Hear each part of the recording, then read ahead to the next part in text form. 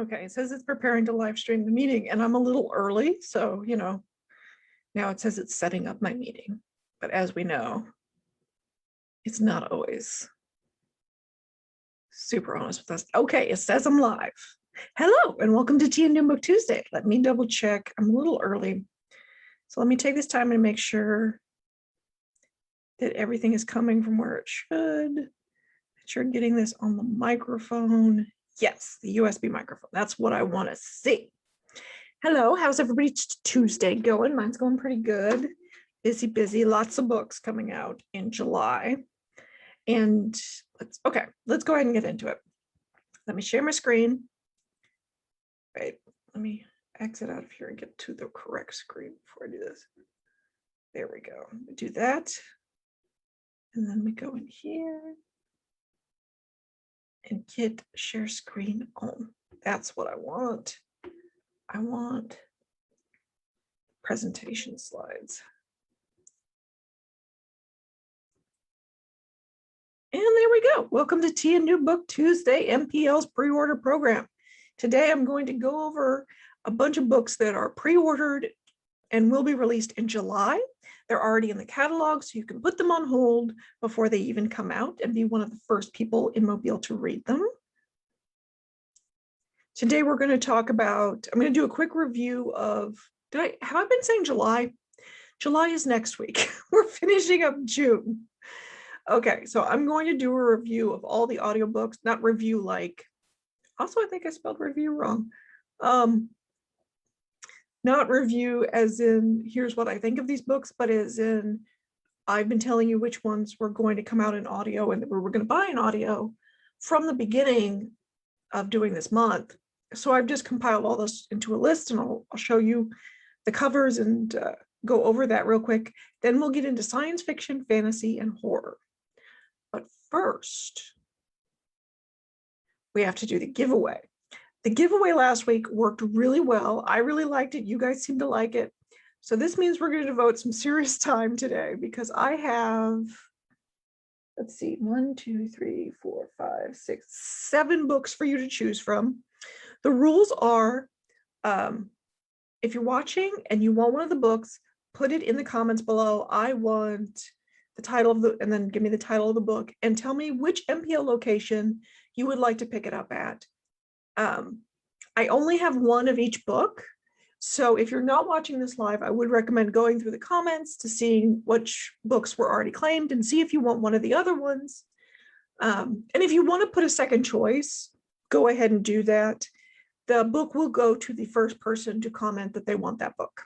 I am only giving out one book per person though. Okay, so let's go over all of these titles. Actually, you know what? Let's stop screen share so you can actually see them a little better. Starting out with, am I in the middle? Yes. Apparently we're going to start in the middle of the pile with Sealed by Naomi Booth. This is horror, and it's described like this.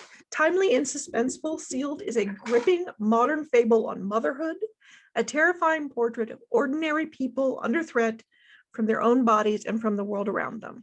With elements of speculative fiction and the macabre, this is also an unforgettable story about a mother's fight to survive.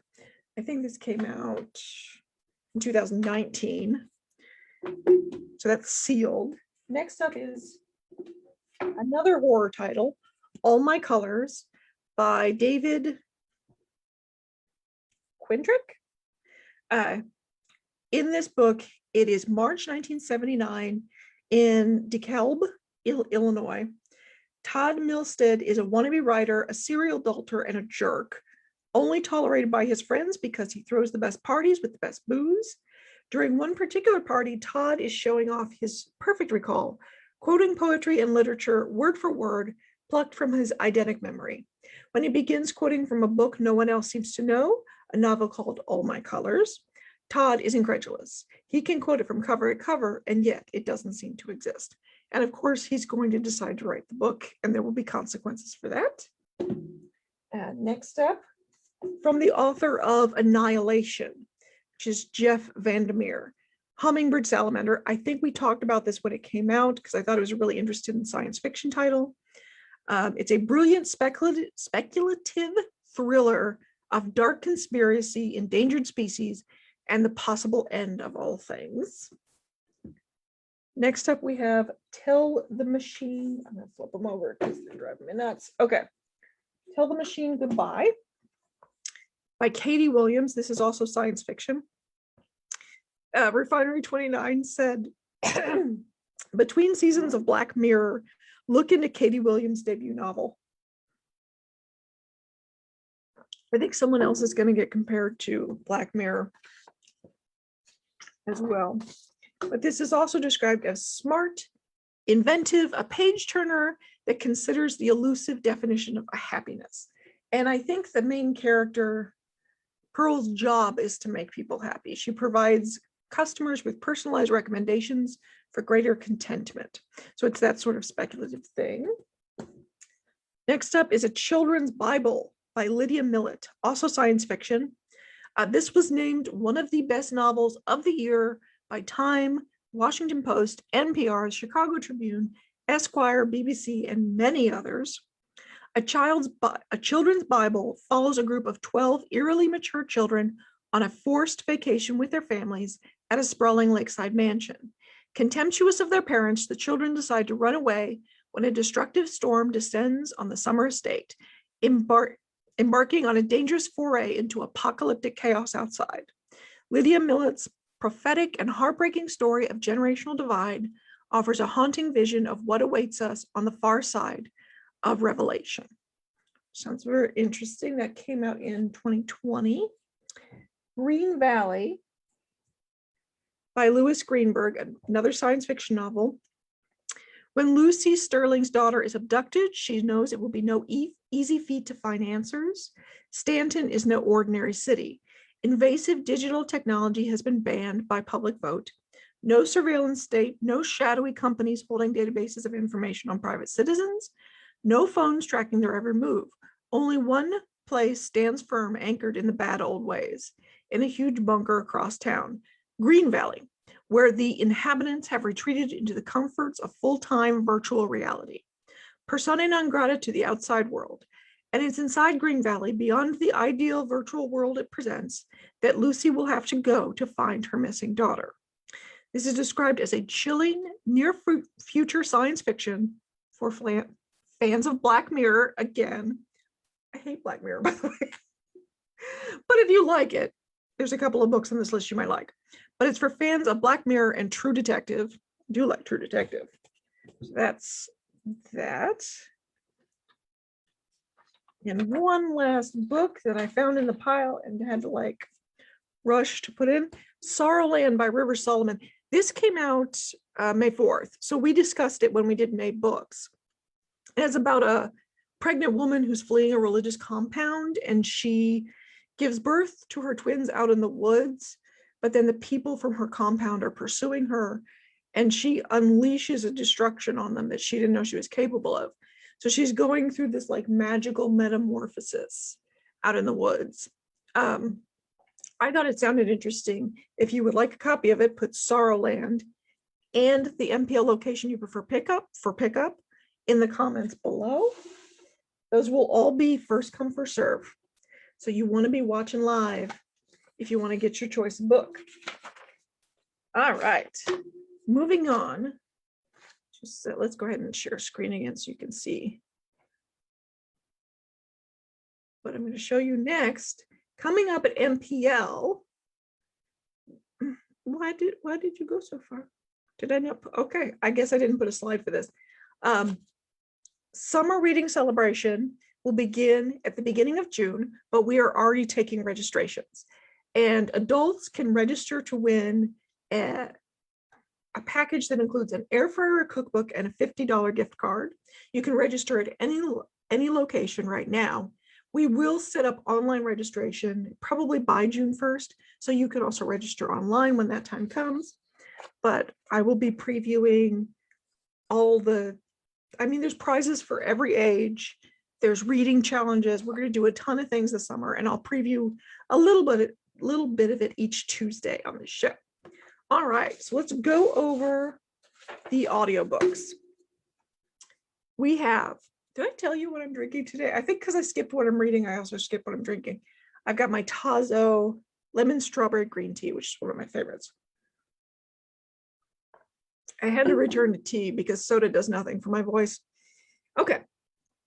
So 3 audiobooks in nonfiction that are coming out are How the Word is Passed, A Reckoning with a History of Slavery Across America by Clint Smith, The Woman They Could Not Silence, One Woman, Her Incredible Fight for Freedom, and the Men Who Tried to Make Her Disappear by Kate Moore, Here, Right Matters, An American Story by Alexander Vindman. Those are all coming out over the course of June. We have a huge slew that come out June 1st because there's always a popular date, and it's usually the first Tuesday, and it's the first Tuesday is June 1st. So all of these are coming out June 1st, and hopefully the audiobook will be available around June 1st too. Our Woman in Moscow by Beatrice Williams, Ellen Hildebrand's Golden Girl, The Other Black Girl by Zaika Dahlia Harris, Malibu Rising by Taylor Jenkins Reid, and Ridgeline by Michael Punk. A bunch of fiction that is not coming out June 1st, but is coming out on various days. The President's Daughter by Bill Clinton and James Patterson, Dream Girl by Laura Lipman, and The Personal Librarian by Marie Benedict and Victoria Christopher Murray. All right, let's get into new books we have not talked about yet. Let's do our science fiction and our horror and our fantasy. This is my favorite section, in case you did not realize this is what I read. As I think is probably evidenced by when I've discussed with you what I read, and it seems to be horror. Okay, starting with The Library of the Dead by T.L. Hunchu. This is a fantasy novel that is described as Sixth Sense meets Stranger Things, which I find interesting because Sixth Sense is arguably fantasy, but Stranger Things is arguably horror. They're monsters. They're being chased by monsters. It's horror. Anyway, Ropa dropped out of school so she could become a full-time ghost talker. She speaks to the dead of Edinburgh, Scotland, because that's where she's from. And she carries messages to the living, and that's how she makes a living. When a young girl goes missing in Edinburgh, she feels personally obligated to get involved and to investigate. Turns out Edinburgh hides a wealth of secrets, including an occult library. This is going to be a new series called the Edinburgh Night Series. This is the first book, obviously. It had a decent sized group of early readers that gave this a rating of 3.8 stars, which is pretty good. If you're interested in the Library of the Dead, it comes out June 1st, because of course it does. Almost everything comes out June 1st. Bacchanal by Veronica Henry. I don't know what I thought this was going to be about. Bacchanal makes me think, am I pronouncing it wrong? Is that not how you spell Bacchanal? I don't know. This book is by Veronica Henry, and it's a combo of historical fiction and fantasy. It's set in the Depression era South in a circus. So Eliza was abandoned by her family, but she has a gift. She can communicate with animals through magic. This makes her attracted to the circus, which she joins. And she's in the circus as an oddity, like, you know, the one the crowds come and look at the strange person. The circus includes the usual collection of misanthropes, fortune tellers, carnies, and, oh yeah, an ancient demon. The demon is wearing a disguise and is unknown to those around Eliza, but she can tell. And it's also eating the souls of the innocent.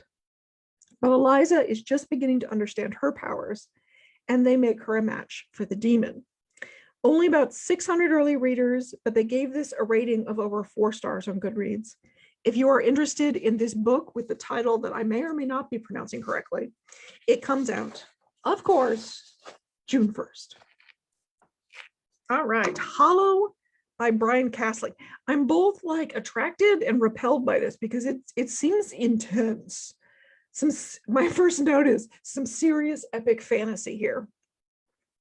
We begin with a sacred monastery beneath the Tower of Babel. Their ancient oracle, whose prophecies have helped protect the church, has died. This has caused everything around the monastery to descend into chaos. There's even a war between the living and the dead that is now breaching the monastery's walls. Barry is a mercenary who is tasked with finding a new oracle that they know exists and bringing them back to the monastery and keeping them safe. In the process, they'll be confronted by giants and sirens and other fantasy creatures. He'll have to keep the oracle alive throughout. But the world is descending even farther into chaos. There are monks seeking to grab power. There are revolutionaries seeking to seize this moment to further their cause. I don't have enough early readers to really speak of, but I think this is one of those things, if you're interested in this type of thing, if you really like your dense, complex fantasy, you might be interested in Hollow. And if you are, say it with me, it comes out June 1st. Okay, The Ninth Metal by Benjamin Percy. This one was interesting to me because it's set in the Midwest. It's set in Minnesota. I'm actually from Iowa, so I'm from, a few hundred miles south of there, but still the same part of the country. And this is and the author's from there. But Ninth Metal is about, in the backstory, a comet glazed the sky and people just watched it at first and thought it was lovely. But then the earth spun into the debris field and it started to rain fire. So it's all of these bits of comet debris descending to the earth, which is things descending from space to the earth is an incredibly dangerous scenario. And if you don't believe me, ask the dinosaurs. Oh, wait, you can't. They're all dead. Anyway, North Ball, Minnesota was especially hard hit by the comet debris, but it turns out these fragments are a new kind of metal. The metal can be used for, for an energy source or as a weapon. The community is descending into chaos as our main character, John, returns home and finds his family struggling with foreign powers and the US government over rights to the comet fragments. It's basically a modern day gold rush with world-ending implications. This was given a starred review by Publishers Weekly. If you're interested in The Ninth Metal, it comes out, I bet you can guess, June 1st. All right. A Girl Made of Air by Nadia Hetherington. Okay, our main character is nameless, but she was born and abandoned in a circus. Now she's an adult tightrope walker, and she's haunted by the loss of a child. She begins telling the story, believing that telling the story will somehow bring the child back to her. I found the description for this book really weird and trippy, and I can't quite give you a summary. Like, those 3 lines are kind of all I could get out of it. If you think you might be interested in it, I would encourage you to go check out the Goodreads description and maybe read some of the reviews, because the publisher's not being helpful on this one. But it did get a starred review from Publishers Weekly, which makes me think it might be pretty well written. So if you're interested in A Girl Made of Air, it comes out, surprise, surprise, June 1st. All right, I think we're finally moving on from June 1st. Next up is The Wolf and the Woodsman. There's a very Woodsman theme to today's stories. I don't know why, just everyone's feeling fairy tale fantastic. Anyway, this is by Ava Reed. It's a debut, and it's sort of a combination of some Jewish mythology and Hungarian history. The main character's name is spelled Evike. So I'm going with Evike. It's probably wrong. But Evike's village believes she doesn't have any powers, which is a bad thing. They think it's because she has a polluted bloodline and therefore she's been abandoned by the gods. So that's a whole thing. Then soldiers arrive in the village looking for a human sacrifice. Naturally, the villagers turn Evike over because they don't respect her and they think she's a lesser human. Then monsters attack, leaving Evike and one other person alive. He's a one-eyed woodsman. the two will form an uneasy alliance. He's actually a disgraced prince trying to stop his brutal brother from taking over the throne and probably just slaughtering people at will after that.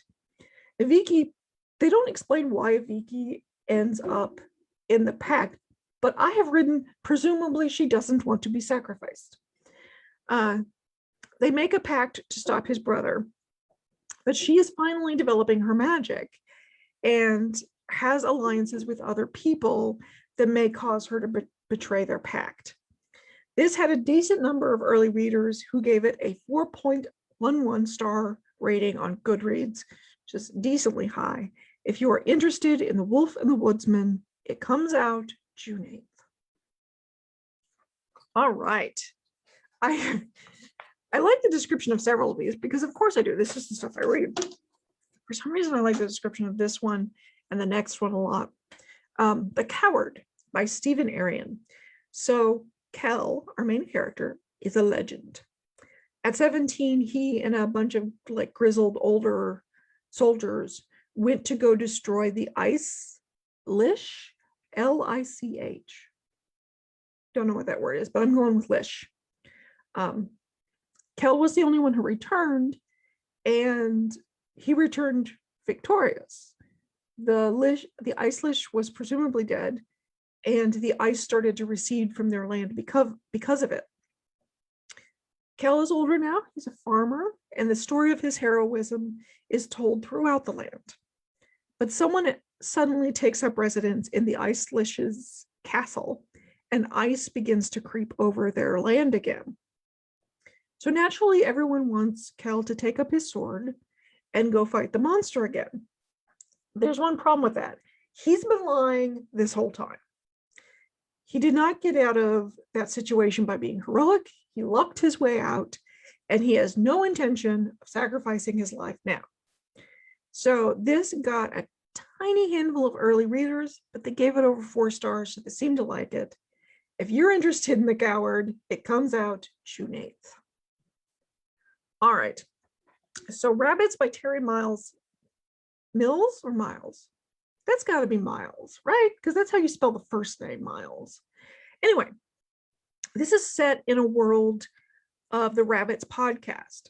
So I assume the Rabbit podcast is a scripted story, fictional story kind of podcast. At any rate, in the podcast and in the book, Rabbits is an alternate reality game that uses the real world as its canvas. The game started back in the 1950s, and so far 9 people have won. No one knows who it was that won. No one knows what they've won. It's all very cloak and dagger. And there's even rumors that the game itself is an NSA or CIA recruitment technique. But everyone thinks the winners got vast wealth and maybe even immortality. But at the same time, people have died playing this game. So now the 11th round of the game is about to begin. Kay has been obsessed with the game for a long time, and he really has wanted in for years. He's approached by someone called Scarpio, who's a billionaire and a rumored winner. Scarpio is telling him that there's something wrong with the game and he needs Kay to fix it. Then Scarpio goes missing, and the game just begins. Presumably whatever needed to be fixed did not get fixed, and people might die. The description also indicates that the fate of the world may be at stake. This got a starred review from Kirkus, and as we know, Kirkus does not like to give out praise. If you are interested in Rabbits, it comes out June 8th. All right, Queen of the Cicadas by V. Castro. This is about Belinda. She returns home to Texas for the wedding of a friend. The wedding is on a farm that is also the site of an urban legend.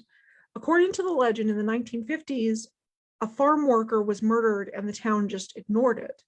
But the Aztec goddess of death, whose name, by the way, I am not even remotely going to try to pronounce. We're just going to call her the Aztec goddess from here on out.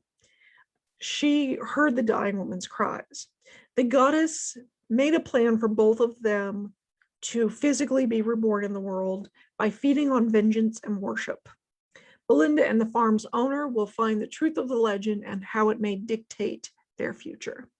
This also got a starred review from Kirkus. If you're interested in the Queen of the Cicadas, it comes out June 22nd.